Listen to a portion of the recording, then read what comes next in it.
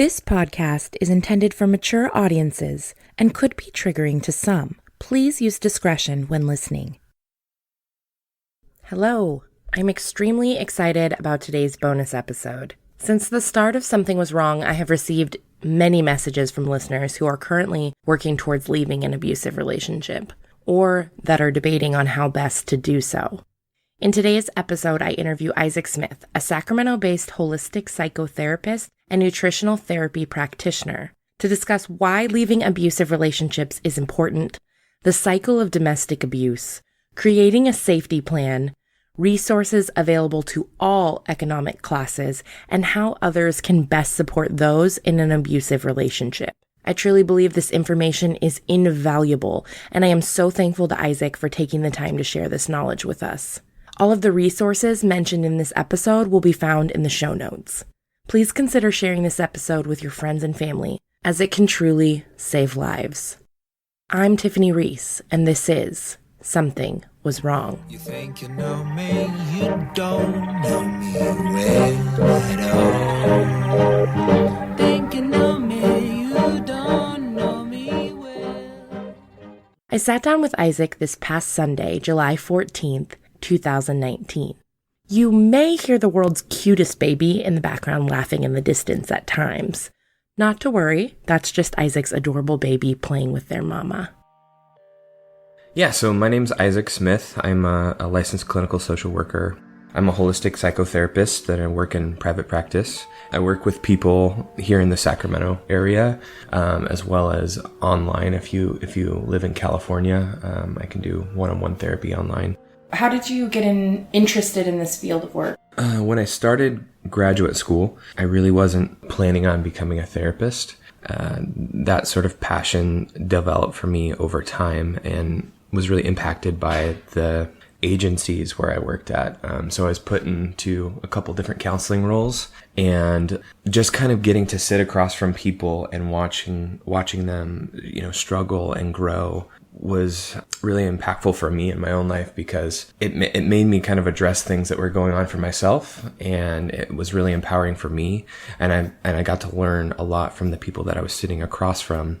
And I view that space really sacredly, because I think it takes a lot of guts for people to show up for therapy, and a lot of courage. It's a really anxiety-provoking situation a lot of the times. And even like myself, even going through, quote-unquote therapy school, a lot of the times when I would show up to see my therapist, even with that background, I would have anxiety. Mm-hmm.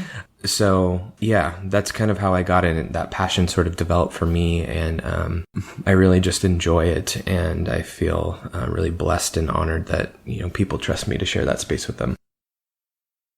So the cycle of abuse, there's 4 different stages to it. Now, there are some people that argue out there that there's a lot more complex stages, but for most people, if there's usually four stages. So there's this tension building stage, there's this like acting out stage, a honeymoon or reconciliation phase or stage, and then this calm stage, okay? So in that tension stage, the stress kind of starts to gradually build.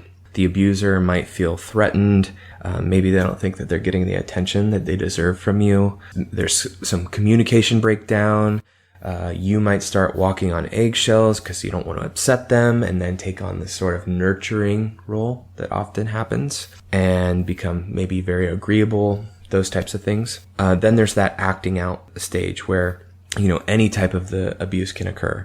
The physical, sexual, emotional, financial abuse, threats.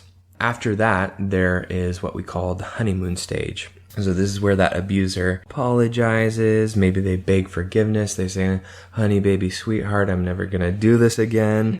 Gifts, maybe? Gifts, yes. They maybe blame the victim, like, well, you got me really upset. I don't normally act that way, but like you really made me mad, and that's why I acted this way. Or they maybe even deny that, like the gaslighting. Oh, no, that didn't happen like that. Like, I barely touched you. That's not really what I meant. And there's a difference between somebody saying sorry and then taking responsibility to really try to make sure that, the things that were said that were maybe mean aren't said again, right? Mm-hmm.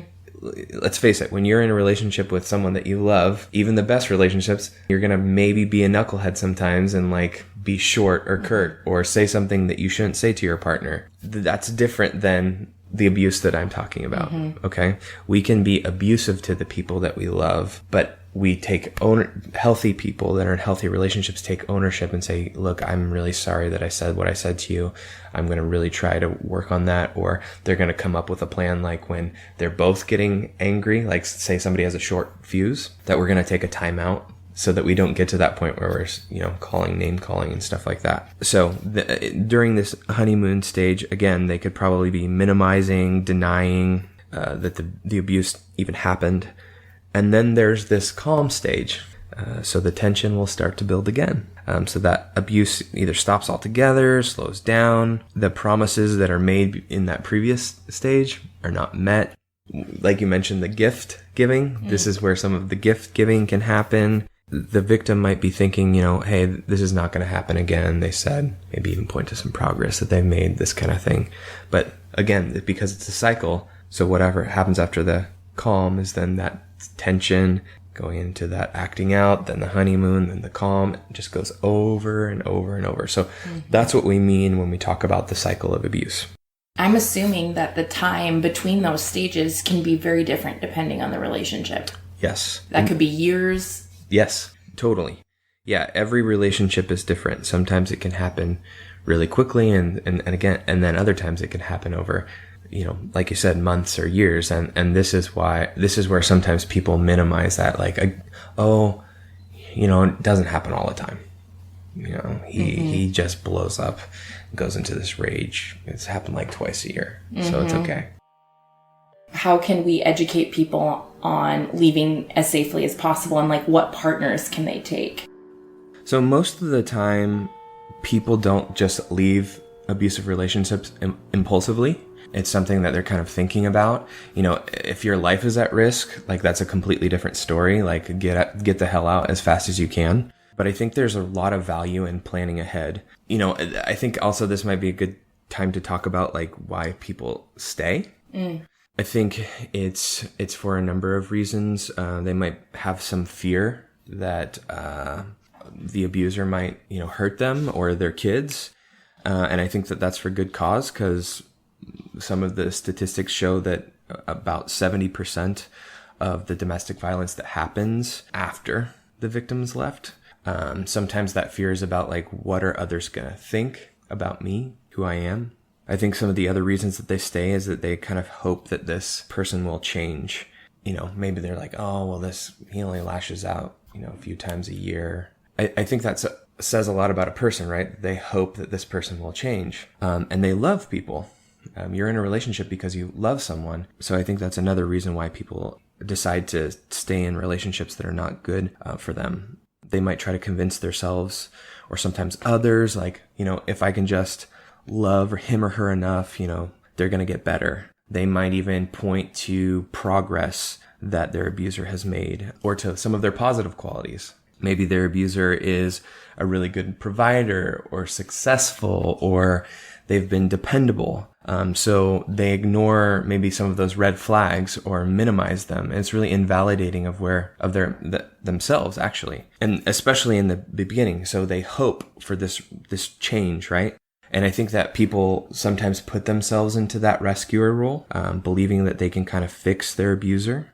I think that this comes from a good place, but it's imbalanced. If there was a person who is struggling with alcohol abuse, they will have to want to make those change. Nobody can force that on them. So you can't love somebody enough to make them change. They have to take responsibility for their own bullshit. So that's the only way forward. And it's not your job to fix somebody else or even to hang in there because of the other good qualities if you're being abused or your children are suffering abuse. I think another reason why people stay in those relationships is maybe they block out some of the abuse. This dissociation is a big symptom of post-traumatic stress disorder, PTSD. So our bodies are really designed to protect ourselves, so we can block out a lot to kind of get through things. Another really great thing to remember is when you get together with someone, your reward system in your brain is being targeted. So it's kind of like with drugs and alcohol, again, borrowing from that, like dopamine's firing. So, we call that honeymoon stage where you feel like, oh, this person's amazing, man, they're whining me, they're dining me. We have everything in common, right? So when you leave a relationship, that same part of your brain gets reactivated to try to keep you there. So this is why people maybe try to leave and then come back and try to leave and come back, because your brain is really trying to make that happen. Can you walk me through what a safety plan is and what that entails? There's a really great interactive safety plan tool on loveisrespect.org. So it will help you prepare. And I really like it because it asks you all the questions and you just go through each page and fill it in. But a safety plan is really about the when, the where, the what, the who, and the how. So the when would be, when is the best time to leave? Is it going to be when your partner's not there?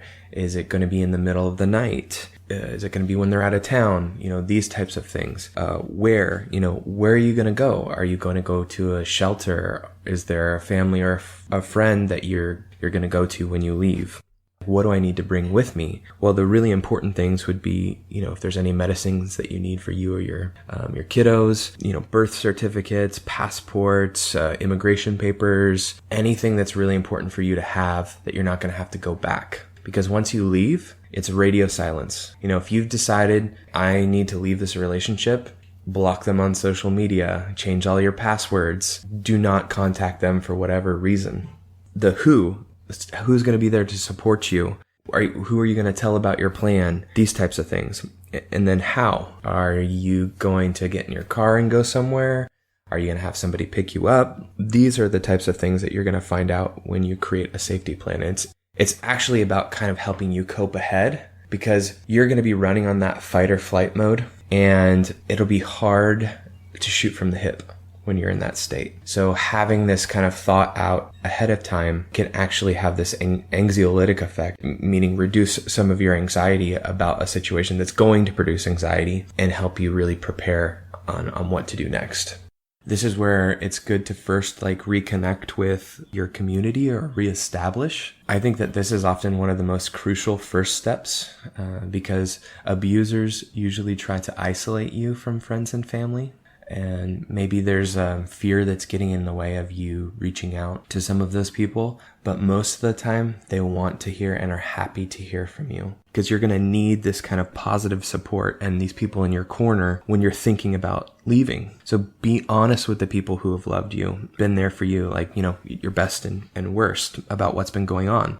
Abusers try to convince you, hey, I'm all you've got. Without me, your life's going to be shit. You're not going to find anyone better than me. Your friends and family don't really love you the way that I do. So get connected to your friends and family, to maybe groups.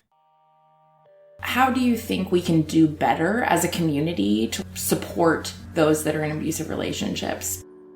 So when you decide, hey, I need to get out of this relationship, this person is abusive, this is not good for my own health, mental health, my kids, that kind of thing, that's a very empowered choice. But choosing to leave an abuser is not about whether a person is strong enough or not. There are plenty of strong people that end up suffering from abuse. And this kind of talk and thinking, the whole it's their choice to say bullshit, really puts the blame on the victim and is really invalidating, can be abusive in and of itself. And it can be actually a major barrier to people leaving abusive relationships, because it inadvertently minimizes the abuse and creates this unnecessary shame and guilt when there's already heaps of it present. So people don't need more of shame and guilt, something that their abuser has worked really hard to produce in them, right? To keep them around. Before and after you leave, maybe even especially after, it's really important to be compassionate with yourself. That inner critic, which has most definitely become louder and louder thanks to your abuser, will show up. And it's normal during this time to kind of wonder if you have made the right choice. Lots of people that I've worked with who've suffered abuse tell me things like, did I make all of this up? Am I actually crazy like I've been told over and over? And these kinds of thoughts are to be expected. It's really par for the course. While they're normal, it's best to see them for what they are. And there are those reverberations from living with someone that's abusive. Can you talk about what resources are out there in the community that would be little to no cost to people in case they don't have health insurance? The National Domestic Violence Hotline, which you can find at thehotline.org. There's legal resources at womenslaw.org. You can find shelters on domesticshelters.org. And then if you do a simple kind of Google search around like shelters or resources for domestic violence near me, lots of stuff will probably populate. If you're looking for a therapist too, sites like Psychology Today or Good Therapy would be a place to find counseling, and you can actually search for therapists who maybe specialize in abuse and those kinds of things. It might be a good idea, for instance, to explore some of the legal stuff when you're making that safety plan and planning ahead. Like, it's probably a great idea to get a restraining order, because it's now a document showing, hey, person has been abusive, and it protects you from them coming around. One of the things that I have heard over and over, this strong feeling that children will be better off with two parents, and that is a reason to stay in an abusive relationship, because it seems like there is sort of this idea that a divorce would negatively affect children more so than them being around this abusive, volatile relationship. Children are very tuned in a lot more than we even think. And, there's a lot of talk about children being resilient. That's true in one sense, but it's also, children often lack the language to be able to speak up for themselves. So you don't want to normalize that this is what a good relationship looks like. Any child is going to be better off with having a parent who loves them and supports them and encourages them, a solo parent, than they are going to be having one parent like that and somebody that is extremely abusive. One thing that I've learned is it's important to know that you can love that person who's abusing you, but it's hard to reconcile, I think, because we sort of want to bucket people as good or bad or safe or unsafe, and abusers can definitely be both. Absolutely. I think that's a super good point. Drawing from addiction. When you break up with someone that is abusive, it's human nature to kind of look back and try to remember the good times. But what about this? We had so much fun right? It's the same thing for people that decide drugs and alcohol are not for me because they create all this havoc in my life. They might have had some really great times using that drug or drinking alcohol, and there might have been some fun times there, right? And it's also created a lot of problems for them. So those things one doesn't have to be true and the other one false. Your abuser could have some positive qualities that you even admire, and they can be an abusive asshole you should get the hell away from. And I think we have that tendency to sort of have that all or nothing thinking, and that whole idea of an abuser looks like this. Emotions are really there to protect you. That's why we have them. People label, oh, this is a good emotion and this is a bad emotion. Being angry is, bad, and being happy is good, and life's all about being happy. But think about this. If you were a zebra and you were strolling on down to that watering hole, and it's a hot day, you're getting a cool drink of water, and as you're getting that drink of water, through the air, you smell a lion. The emotion that you're going to feel most likely is fear. And fear is going to motivate you to take action. You're going to get the hell out of there as fast as you can. It's important that you increase your ability to listen and observe what your emotions are trying to say before trying to get rid of them so quickly. They're there to protect you. If you have a friend that you suspect is in an abusive relationship, what can we do if we're feeling that way about somebody we know? How can we support them as a friend?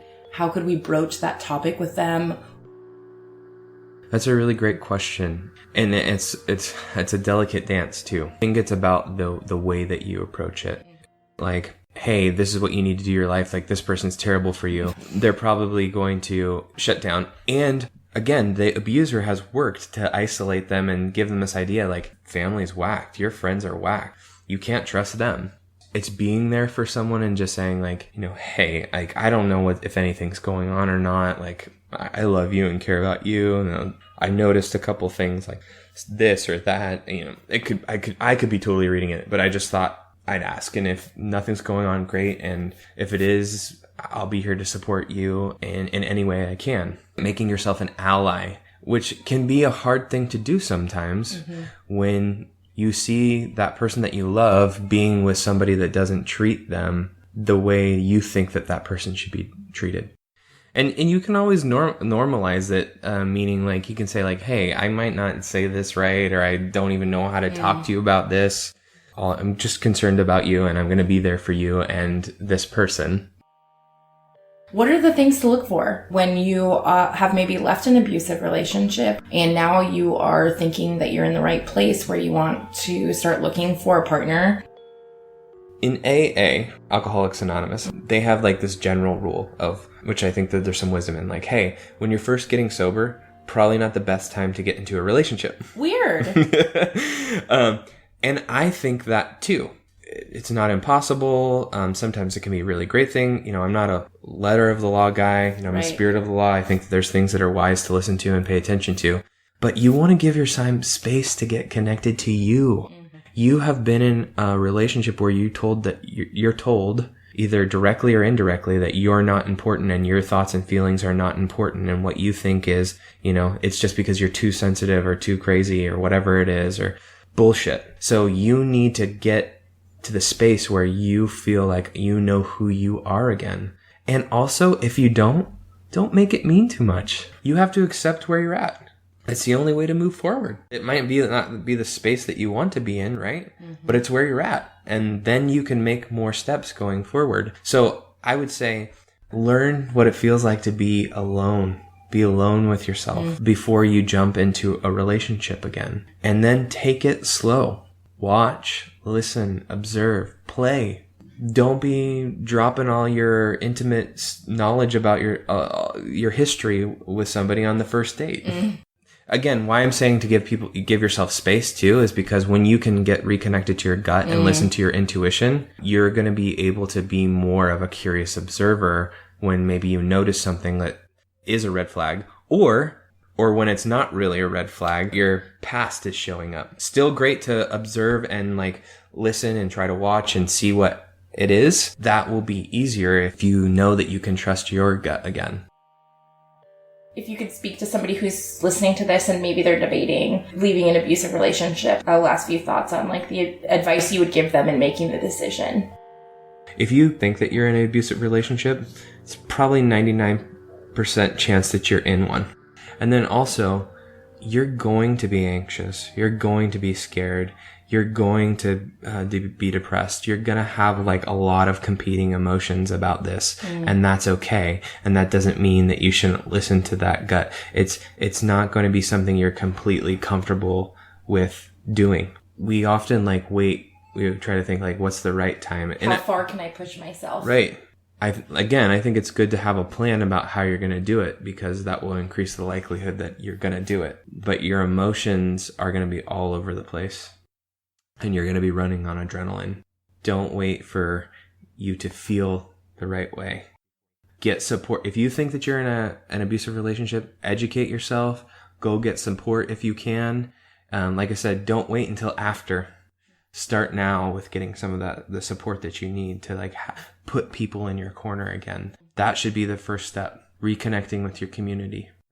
Thank you so much. Yeah, thanks for having me. Yeah. So you're going to be at the live event that we're having coming up. Are you excited? I am excited and terrified. But I think it'll be. I'm really a one-on-one guy. Yeah, which is why I'm a therapist. Whatever. But I just wanted to throw it out there to listeners that you're going to be there. And if they have questions, they can pre-submit questions. And even those who aren't able to attend the event. So then we can just put you on the spot and make you really uncomfortable, right? Sounds good. It sounds great. Where can people find you? Yeah, so if people want to get connected with me, you can go to www.wholewellnesstherapy.com. And you can learn more about me there. There's also some articles on, anxiety, depression, addiction, and also has links to my social media. Thank you so much. Thanks for having me. think you know me, you don't know me well at all. I am so excited to announce that we will be having our first ever Something Was Wrong live. This will be a podcast recording and meet and greet in Sacramento. This will be an intimate live podcast recording giving a behind-the-scenes look, Q&A, and discussion of all things Something Was Wrong. Sarah, Alyssa, and myself will take the stage alongside a panel of experts in the fields of abuse and mental health. We couldn't be more excited, and we hope to see you there. So grab your weird podcast friend and join us at B Street Theater in Midtown Sacramento on Saturday, August 24th from 7 to 9 p.m. Head to somethingwaswrong.com/events. Something Was Wrong is written, recorded, edited, and produced by me, Tiffany Reese. All of the music today is by the band Glad Rags. Hear their newest album, Wonder Under, on iTunes. Thank you to Isaac Smith for participating in this episode. Please check out his links available as well in the show notes. Follow the hashtag SomethingWasWrongPod on Instagram to stay up to date on any announcements. You can now purchase Something Was Wrong merch at sww.threadless.com. I also have stickers for purchase available on my Instagram. You can find me at LookieBoo. LOOKIEBOO. It's a long story, don't ask.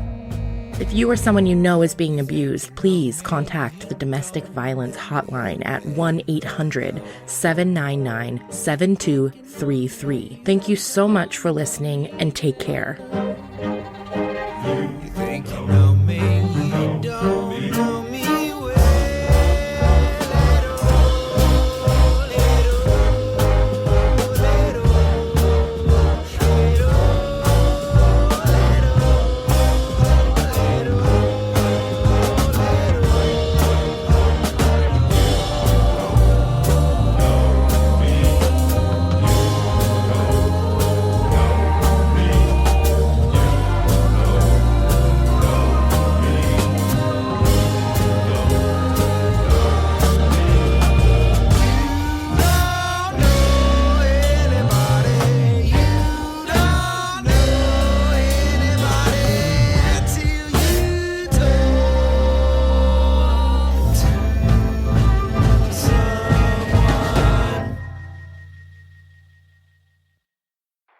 Welcome to Virtual Meditation with Shiloh. Hello? Today we're working on forgiving ourselves for not knowing the difference between upload and download speeds before getting cable internet. That's oddly specific. Repeat after me. I am not my cable internet. Wait, I don't have cable. I'm not a bad, if my video calls, more like video stalls. Hey, Shiloh, there's something... I will get AT&T fiber. And I will switch classes until you do. Slow upload speeds? You're not a bad person. You just need better internet. With 20 times faster upload speeds, AT&T Fiber delivers a faster internet experience than cable. Get AT&T Fiber with no annual contract, limited availability in select areas. Call 1-877-ONLY-ATT. Check eligibility at att.com/getfiber based on combined internet 1000 wired up and download capacity versus major cable providers 1 gig service with uploads of 35 megabits per second. Speeds vary, not guaranteed. Restrictions apply.